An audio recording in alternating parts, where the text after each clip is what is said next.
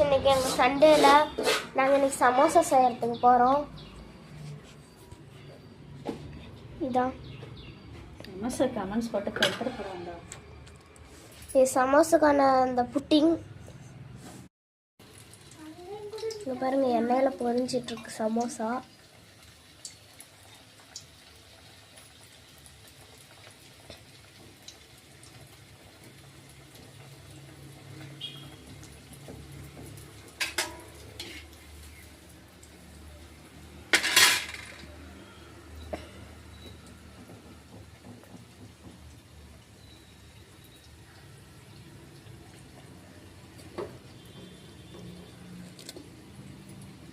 இந்த சமோசா